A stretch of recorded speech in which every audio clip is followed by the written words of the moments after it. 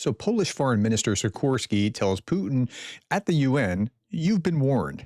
We'll get to that story in just a moment. Let's try to set the table first. So Zelenskyy is on his way from Poland to the United States for the UN General Assembly, where he's set to meet with President Trump. My understanding is he hasn't met with him yet. Zelenskyy is to meet with over 20 world leaders during the UN General Assembly. Ukraine will host the global summit on returning kidnapped children during the UN Assembly. So, okay, that's good. He's using his time wisely. He's going to meet with people and get commitments to this, that, and the other thing. So that's good. He said he already met with Mark Rutte. He said, I had a very detailed conversation with Secretary General of NATO, Mark Rutte, ahead of many meetings in New York during the General Assembly, focusing above all on the need for real protection against Russian strikes. Mark and I discussed the implementation of the PURL initiative, particularly regarding air defense, which is needed most urgently. He has already begun the necessary communication with other partners. Okay, so that Pearl initiative, this thing is a good thing.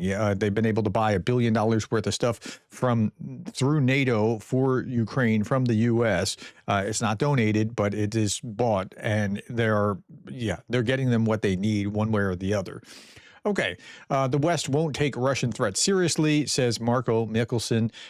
He is a chairman of the Foreign Affairs Committee of the Estonian Parliament, and this is right. The West won't take Russia's threat seriously until there's a mass casualty event on NATO soil. This is the ex-Estonian president Toomas Hendrik Eves warns. Yeah, that's right. I think that's where NATO is going. But they're giving this strong talk. So here is Sikorski, the foreign minister of Poland, saying this. Listen to this.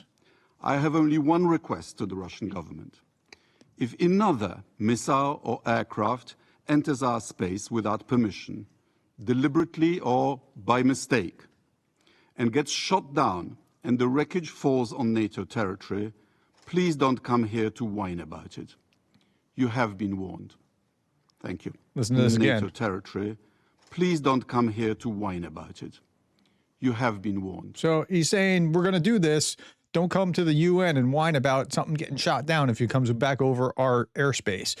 Okay, so that's good to have that line in the sand. Now you have to actually do the thing, because if you don't do the thing, you're twice as bad off as if you didn't say anything to begin with.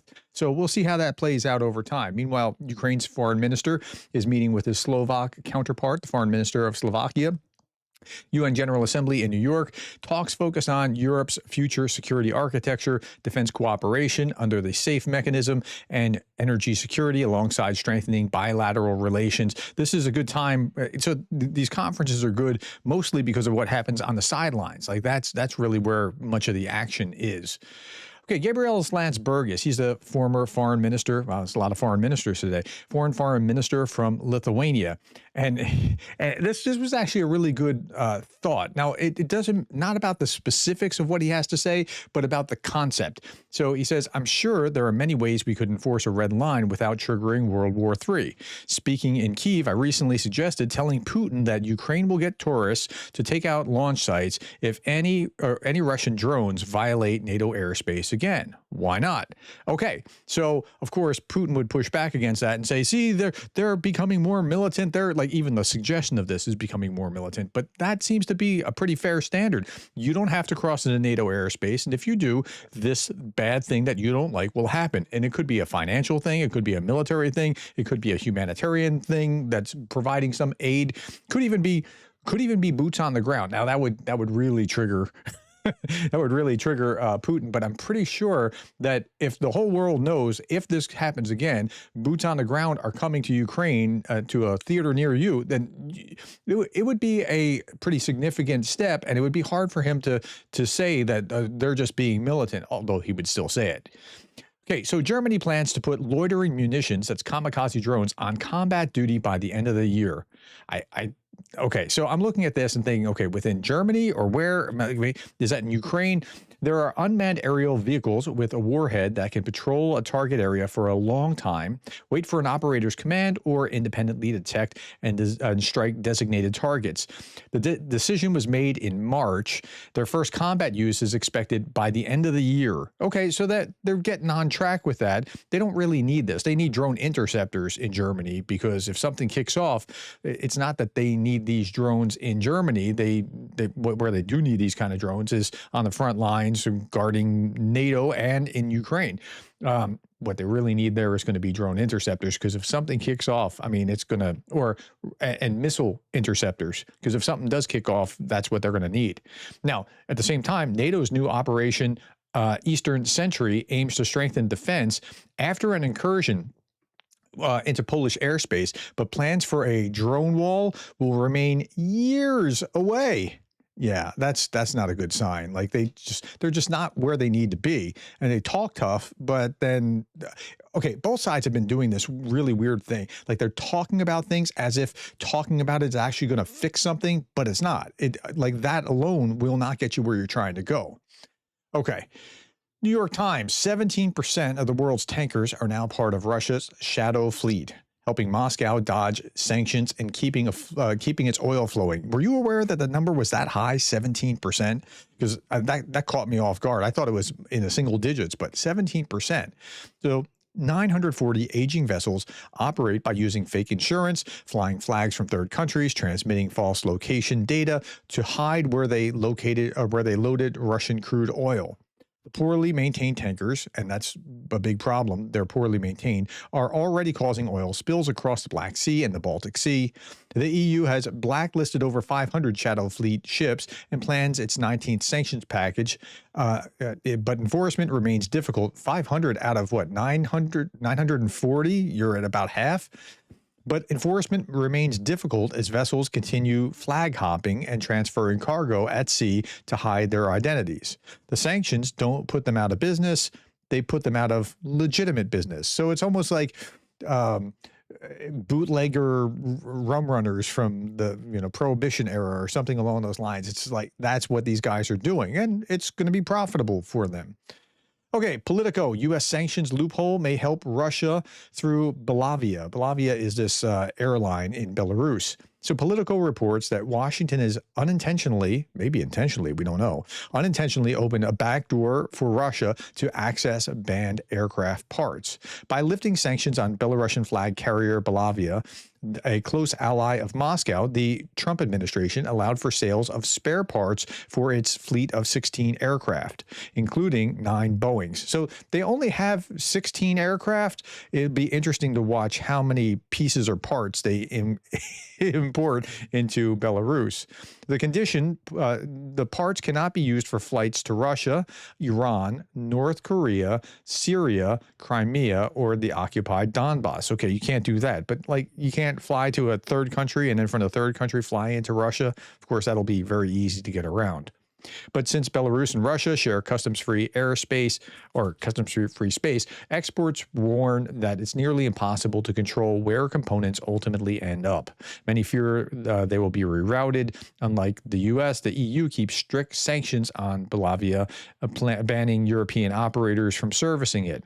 So observers say that once Belavia gets market access, some of the parts will inevitably leak to Russia, undermining U.S. sanctions from within. But, of course, that's a deal that the Trump administration was willing to make, and it was a very unfortunate deal for those 52 prisoners. I don't want those prisoners not to be free, but this is a really steep cost for those prisoners being freed. Darth Putin is responding to the Moscow Times. Moscow Times says Russia has asked the UN aviation body to ease sanctions on spare parts and overflights, which it says violate human right to freedom of movement. Which is just the most insane thing coming from Russia, which detains people for what, saying the word war, violates the human right to freedom of movement and reduce flight safety. So as opposed to, Darth Putin says, as opposed to shooting down a civilian aircraft. No, I mean, that is a good point. Meanwhile, Russian Prime Minister Mishustin says that at the Microelectronics 2025 forum that Russia will deepen cooperation with Belarus and China in microelectronics. He claimed that sanctions pushed the sector forward, production doubled in 5 years, and that Russia remains open to international cooperation. But you're cut off from much of the world's, I mean, if it wasn't for China, like you'd be up a creek without a paddle. It's really China. That's kind of like how the BRICS is. The BRICS really, if it wasn't for China in the BRICS, if it was the BIS, or BRIS, BRIS, the BRICS would be nothing. Okay, Russia has reportedly been forming a strategic reserve from new recruits since July 2025. This, according to the ISW. A Russian insider source has consistently provided accurate reports about the changes in the Russian military. Command stated on September 21st that roughly 292,000 people signed contracts with the Russian Ministry of Defense between the start of 2025 and September 15th, an average of 7,900 recruits per week or 31,600 per month. So about 1,000 a day, right? So it's not nothing. And what are they going to use them for? So the reports are that Russia is creating a strategic reserve, further indicate that the Kremlin is not interested in ending its war against Ukraine, but remains committed to achieving its war goals on the battlefield and may be preparing for a conflict with the North Atlantic Treaty Organization, that is NATO. Russian forces continue to develop drone technologies to increase volume and precision of strikes against Ukraine the Ukrainian near rear, that is like just behind the lines, to further complicate Ukrainian logistics. And it's really hard to stop some of these drones, particularly like the new AI and if you have drones that are not susceptible to being interfered with by electronic warfare because of the fiber optics, that's really hard to contend with. And the further that they can go, the more difficult the scenario is. And don't mistake for a moment that well, they're just Russia. They don't have good drones. They do have good drones. I mean, there is really a technology race, and we don't want to fool ourselves about that. Meanwhile, the North Koreans are opening the Pyongyang restaurant in Moscow. You can only get in if you have a Russian passport. The new restaurant called Pyongyang has opened in Moscow, but access comes with strict rules. Guests must present a passport. Anyone who has ever visited South Korea is banned from entry because, the South Koreans, they're bad. Inside, the atmosphere is pure juice. North Korean TV programs play on screens, Pyongyang magazines lie on the tables, and the playlist mixes North Korean pop songs with recording of Russian singer Shaman's concert for Kim Jong-un. The staff is entirely from North Korea. Waitresses, young women in uniforms and high heels resembling that of flight attendants, serve guests while barely understanding Russian. And that seems to fit. And, I don't know about you, but so that's the restaurant. But that doesn't look all that exciting to me. So anyway, that's just me. And meanwhile, while we're talking about North Korea, Kim Jong-un has announced that his army now possesses a new secret weapon. It's designed to boost the country's military power. He also spoke of building new destroyers, a step toward turning North Korea into a maritime power. The state media reported that Pyongyang has completed tests of new high-thrust rocket engine made with carbon fiber intended for intercontinental ballistic missiles. Kim personally attended the final trials. He always personally attends and oversees and is granting favor and whatever else, and is already discussing mass production. It's so weird to me how what dictators do, instead of building an economy that is going to be thriving and robust so that they can use a very tiny percentage of their economy to have a robust defense, dictators tend to do exactly the opposite. They take it all for defense first and let the people kind of, starve. And maybe if there's something left, they can eat. He also claimed that after North Korean troops took part in the fighting in Russia's Kursk region, there was a mass surge of enthusiasm among the country's youth to join the army, which he called proof of loyalty to the revolution. Although there's no real revolution in the communist way going on with Ukraine and Russia, but okay. Republicans for Ukraine posted this about Representative Don Bacon. He was asked a question: how do you think that Reagan would view how Trump is dealing with Putin? And he said, it'd be bad. Reagan stood up to Gorbachev. I don't see the moral clarity right now. And Kasparov had a really interesting reply to that. He said, I usually agree with Bacon, but here I have to say that the moral clarity is evident. It's just backwards from the 1980s. He's not wrong. Trump has consistently sided with Putin. He stood up against Democratic allies, and he aligned with the U.S. with Russia and China. Like, I mean, I find it hard to argue with that. Tell me what you think about that in the comments below. Just a couple more things and we'll be done. 83% of Ukrainians that were polled said that they would like to build their future in Ukraine. 11% said no. That's really interesting. And even in this time of war, 83% want it. Now, there's a psychological thing to this as well. There's the paradox. It's much more than before the full-scale war, which only 70% said they wanted to build their life in Ukraine. The highest point was at 2022, where 80% said they wanted to, and only 4% didn't. So that's the effect where when you can't have something, you want it even more. I know that, like, when I'm outside the U.S., I'm even more patriotic than I am. Like, I'm a reasonably patriotic guy, but I'm even more patriotic when I'm not home because I kind of miss it, and it's the same kind of effect. Okay, at any rate, according to official data, more than 1 million people are taking part in drills. What drills are we talking about? In Venezuela. I keep bringing this up because Venezuela is like a big thing to the U.S. and it's distracting them from what's going on with Ukraine and Russia, or even maybe China.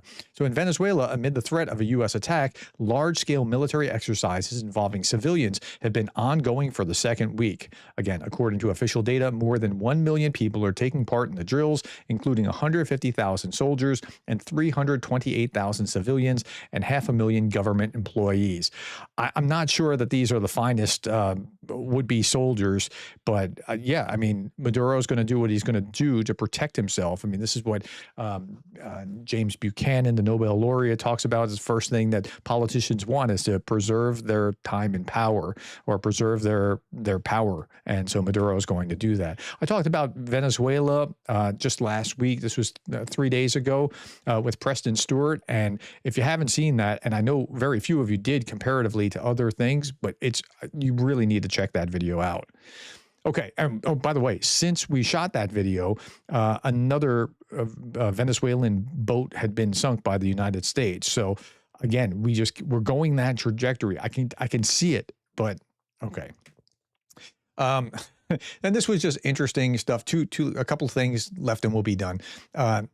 Putin made his usual remarks about the West being destructive for dialogue between nuclear countries, and was talking about treaties and promised Russia is ready to respond to any strategic threats. But what is happening with his shoulders? I mean, I'm looking at this too, and I'm thinking, like, was that just a really bad hanger here? If you're looking over here, you're seeing this bulge.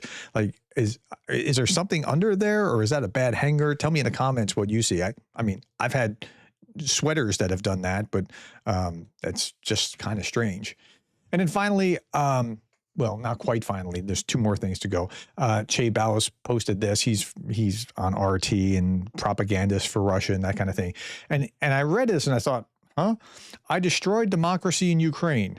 I destroyed the church in Ukraine. I destroyed the population of Ukraine. I destroyed the peace deal for Ukraine. I scattered the population of Ukraine. And I'm thinking, oh, yeah, that's right. Putin did. But he's talking about Zelenskyy. They do this weird mirroring thing. Like, again, destroyed democracy, the church, the population, the peace deal for Ukraine, scattered the population of Ukraine. I will destroy the EU and NATO. And I'm thinking, like, you're really Zelenskyy is the guy that you're talking about? Because that sounds a whole lot like Putin has done those kind of things or trying to do those kind of things. Okay. Just saw this just before I started to shoot this, so I just tagged it on. Disney, I talked about Jimmy Kimmel the other day. Disney says Jimmy Kimmel Live will return to ABC on Tuesday. Not a big fan of Jimmy Kimmel, probably won't watch him, but the idea that government is threatening a speech of someone on TV is a really bad precedent. So this is worth talking about. Last Wednesday, we made a decision, this is ABC, to suspend production of the show to avoid further inflaming a tense situation at an emotional moment for our country. Kimmel made some comments. They weren't they weren't over the top compared to other comments. It was a bad time to do that, but okay. They weren't over the top, but they did hit a sore spot for people. And this was just after the FCC's kind of threatening that they need to do some more, and the company wanted to make a business deal that the FCC needed approval for, and so they're like, yeah, let's not do this. Okay, it's a decision we made because we felt some of the comments were ill-timed and thus insensitive, Disney said in a statement on Monday. We have spent the last days having thoughtful conversations with Jimmy, and after these conversations, we reached the decision to return the show on Tuesday. So Trump's not going to be happy because he was running a victory lap over this for some reason. I don't understand why he's involved talking about a comedian when he's got like real problems. Last little bit I'll leave you with is that second time today, multiple reports from occupied Sevastopol of incoming Ukrainian strike drones from the sea, alerts issued for Kachka, the northern side of the city, and the offshore areas. I'll be looking forward to that and talking about that, I'm sure, tomorrow morning. So if you're not familiar with me or you haven't subscribed, please click subscribe, and I'll see you tomorrow morning. All right. That's it, other than my saying thank you to a Patreon or a shout out to a YouTube member. And this is Dave Peterson. He's a graduate Patreon member. Thank you, Dave. I really appreciate it. And thank all of you for being here and listening. Put your comments below. I try to read as many as I can. Hit the like button if you want this to go further and faster to other people. And thank you for those likes and the shares and the subscribes. And thank you for being the kind of person that cares about Ukraine.